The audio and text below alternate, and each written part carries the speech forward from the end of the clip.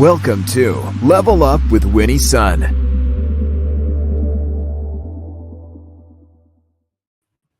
Hey, happy Tuesday. Thank you so much for tuning in today and welcome back. How's your week been so far? I mean, it feels like it was just the other day that we had the weekend and we've been busy deep in this week already. If you're joining us on the replay, a big hello to you. Thank you so much for tuning in. It's wonderful to have you with us. And a big welcome also to my friends at Modern Mom, as we're also streaming to you so that you can stay on top of relevant business and financial news too. Now let's start with the market, let you know how the market closed today.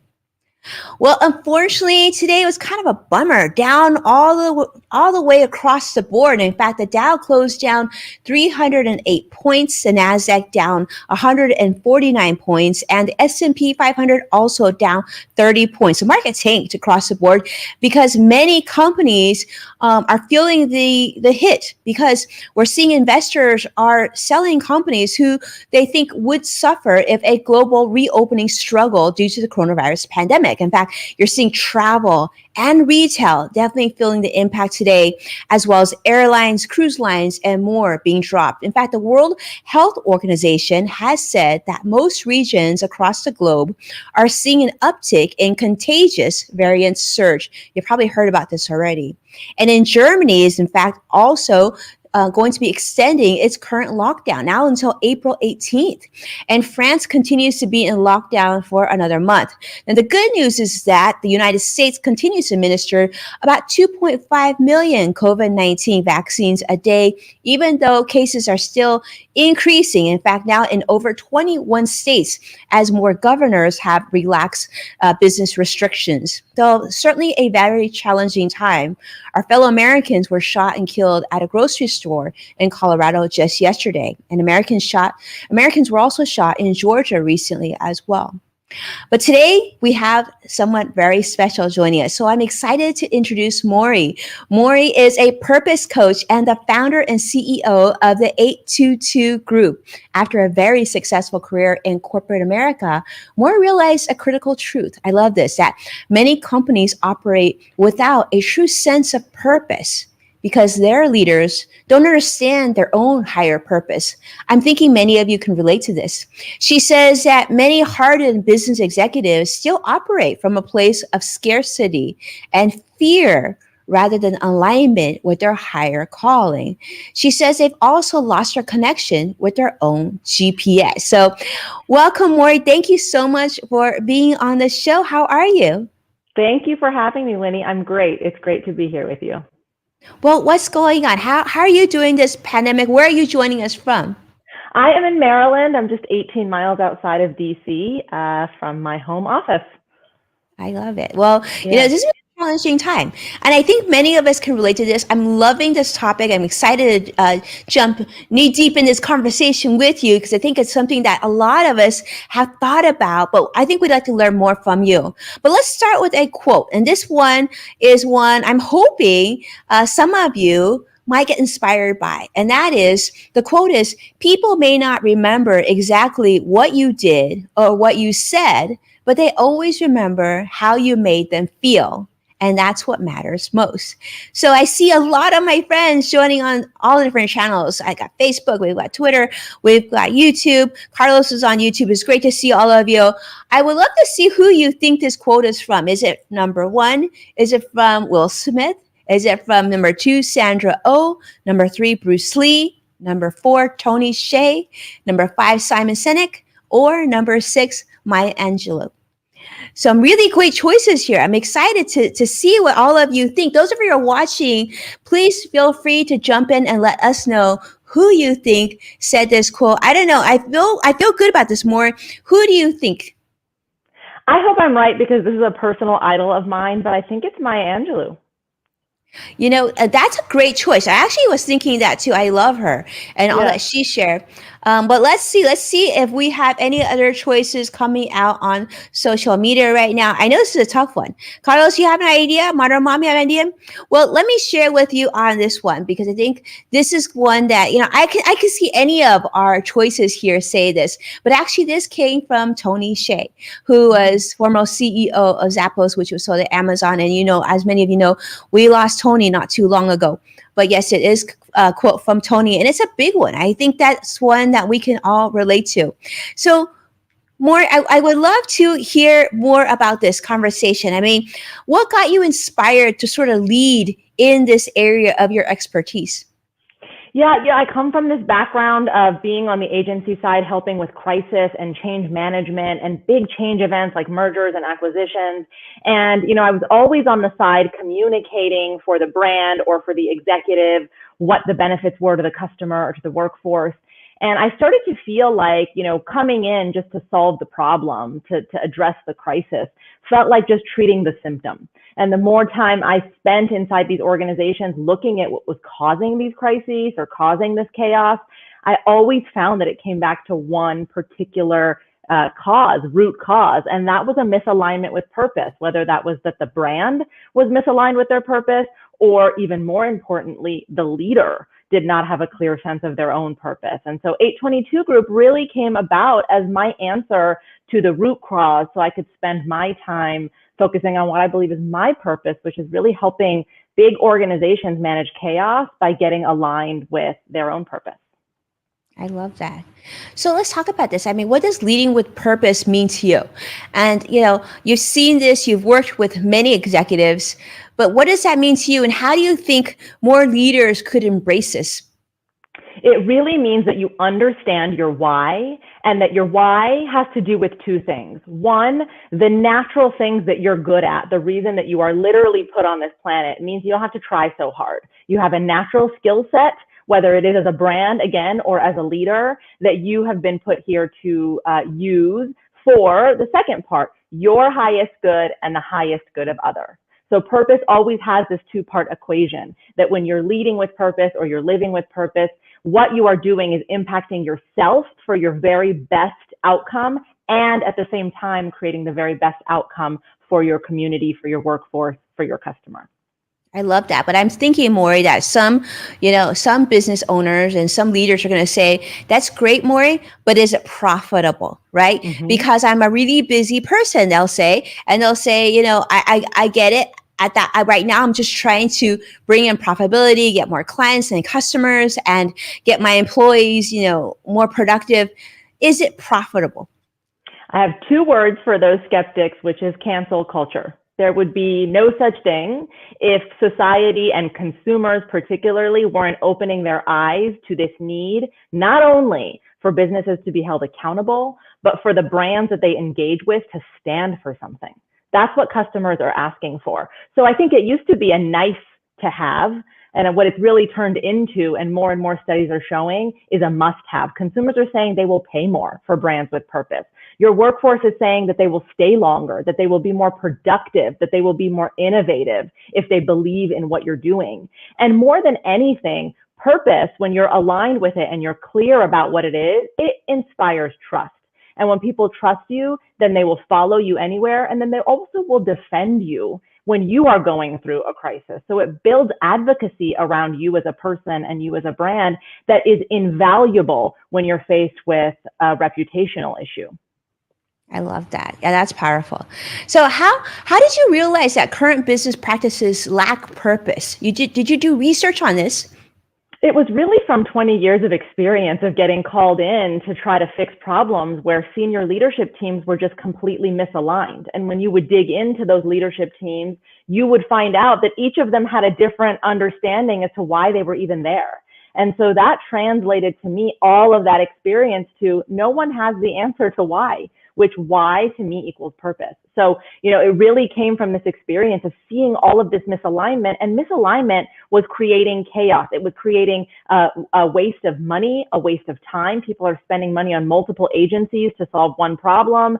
They're not aligning in meetings, so they're leaving with different remits, and then they're kind of redundant, or they're doing things, that they shouldn't be. So it was just really this chaos that I was noticing being created over and over again, no matter which company I was coming in to assist.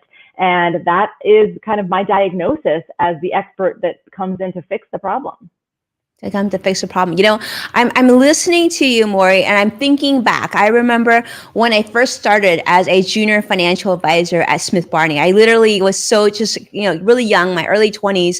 And you're in this office, you've got a whole bunch of people in the financial industry, which for those of you don't know, it's like truly cutthroat, right? And everybody was so sort of all focus was on this one like board in my manager's office, and it was just a simple clipboard, but he would rank all his financial advisors based on the highest amount of revenue all the way down.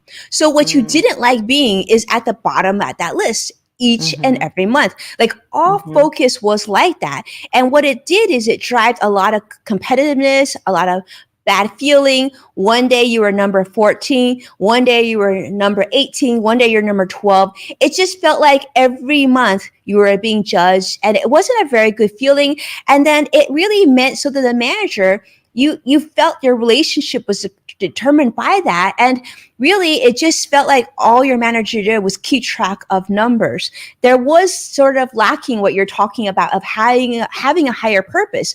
But when you think of big entities like that, very big companies like that, is it possible for arms of large companies to still have a higher purpose? Because obviously, perhaps the CEO has a higher purpose and the COO, but then you have different branches of your company, different departments. How does that all translate in? Think about purpose as the glue that connects all the disparate parts of the organization together, and then think about it as the GPS.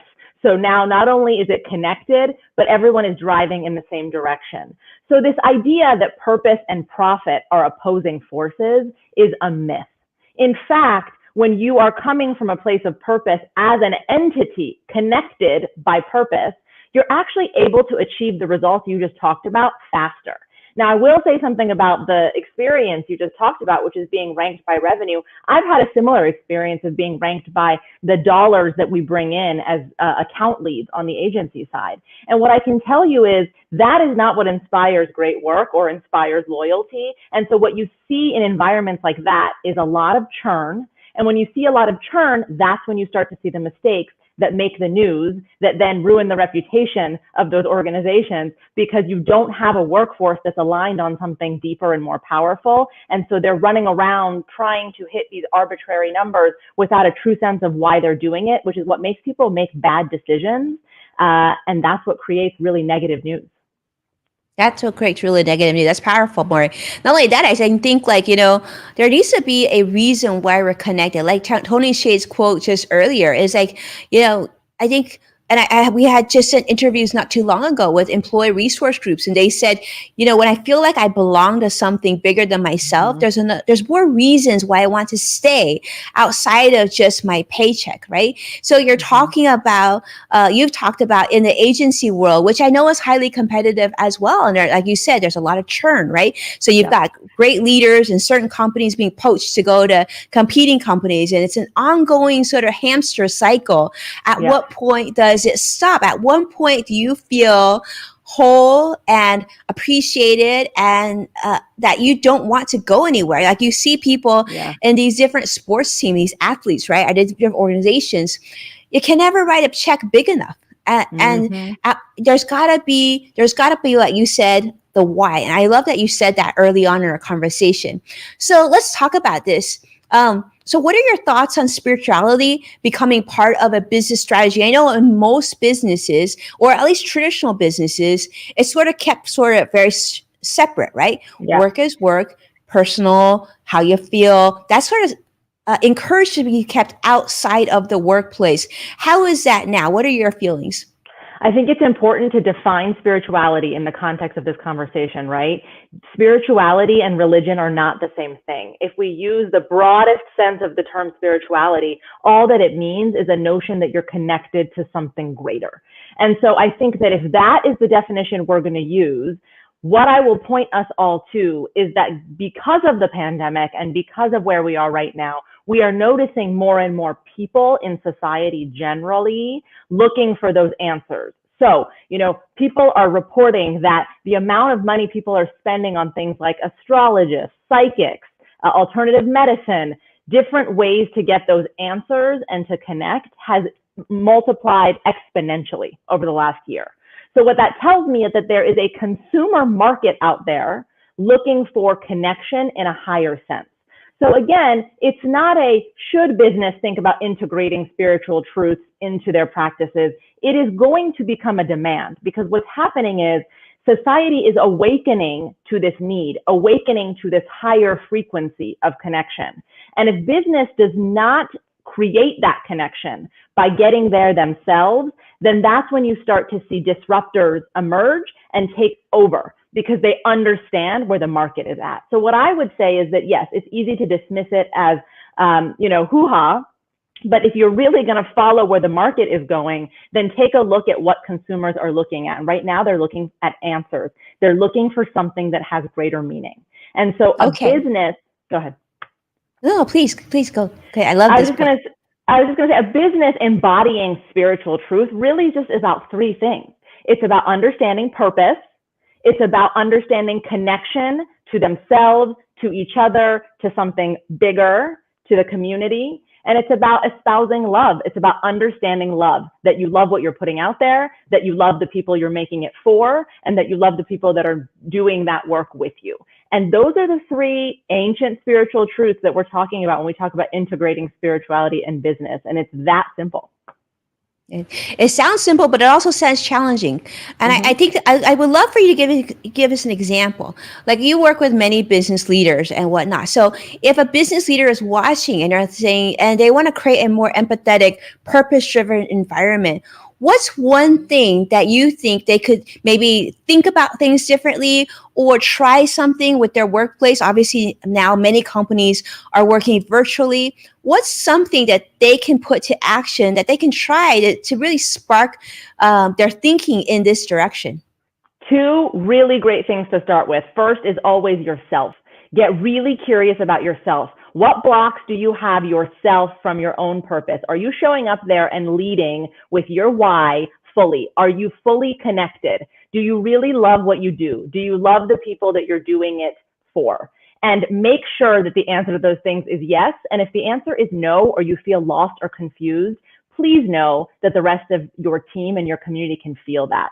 So find a resource to help be that flashlight and help you get reunited with that higher version of yourself, so you can lead from an inspirational place.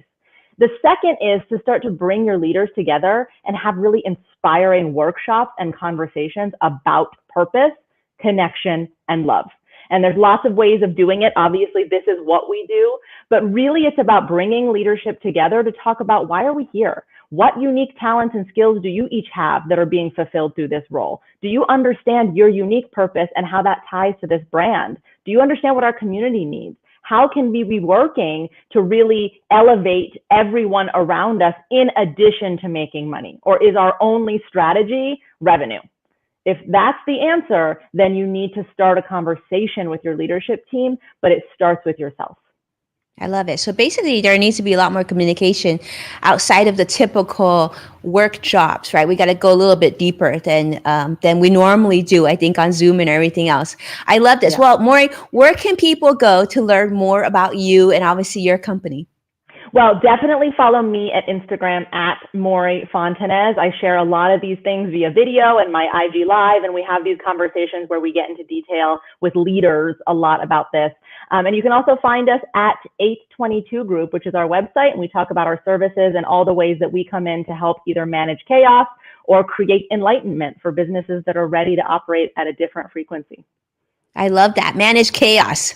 Yeah. Mori, you have your work cut out for you, but I'm excited to see you lead in the charge. But let's have some fun right now, because we're going to have a little bit of a speed round with you. Okay.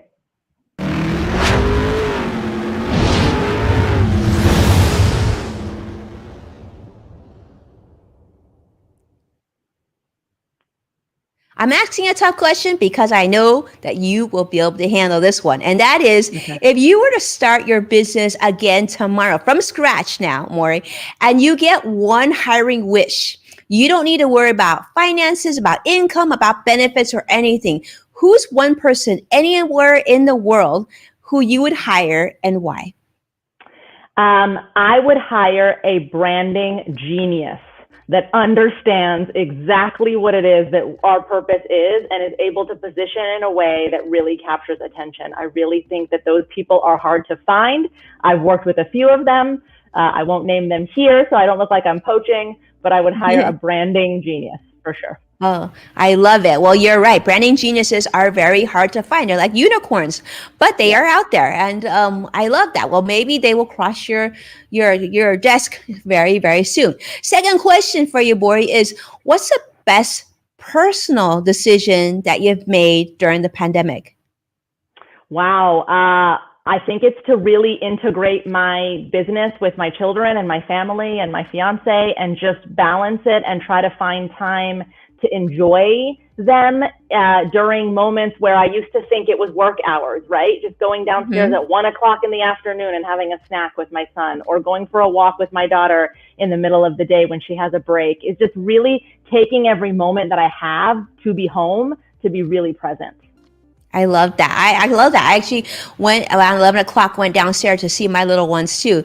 And it makes the day so special. It really does. It's going to be, when we all go back to work and they go back to school, it's going to be a different time for sure. Well, Mori, I can't tell you how much we appreciate this conversation, how much I've enjoyed getting to know you and speaking to you. So a big thank you to you. And of course, a big thank you to our friends at 777. It's great to have you on the show. We appreciate you so much. And certainly, definitely check out Mori on Instagram. I think you're going to love all the things that she shares each and every day. And the joy continues, because I want to invite all of you to join me at 3:30 Pacific or 6:30 if those of you on the East Coast today on Twitter Spaces, as Level Up Live invites you to the conversation. If you follow me on Twitter, you're going to be able to see Twitter Spaces conversation right on your Twitter app on your phone. So if you don't, make sure to go on Twitter on your phone and follow at Winnie Sun. Plug in your headphones or put me on speaker, whatever works better for you, and join in and listen in as we continue a supportive and empowering conversation today on hashtag Stop Asian Hate. So coming together, sharing where love trumps hate for sure. So thank you so much for watching, getting to know Mori as well, and supporting our program. Please take a moment to share this show. And as a reminder, you can find full episodes of Level Up with Winnie Sun on NASDAQ, Amazon Fire, and Roku. Be well, and I can't wait to see you once again tomorrow. Take care now.